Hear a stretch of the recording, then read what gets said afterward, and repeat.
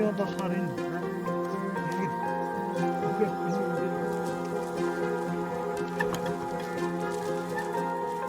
өнгөрдөг өвөл ерөөсөө жилээс илүү хүнд өвөл боллоо.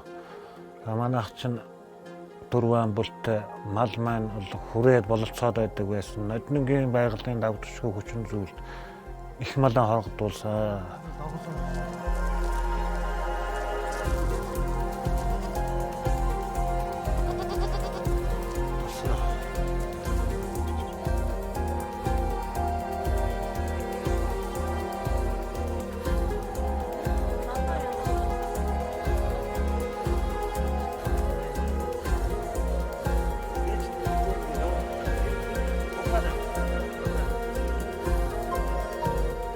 Их байгалийн цас унангууд аяараа хоол нь багасаад ирэхээр мал чинь турж эхлэн ирэх хүчээ алдагдадаг. Тэр чинь нэг дорж өгчих юм биш.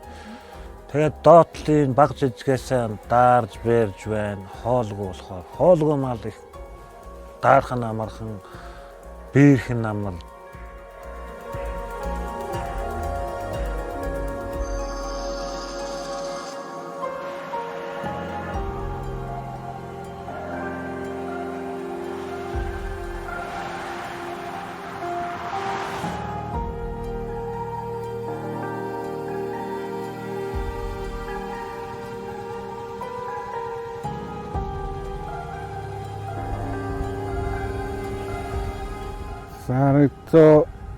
Зоогаад ямаа нэг 50-50 тонн болсон 3 бөхөр харагдсан.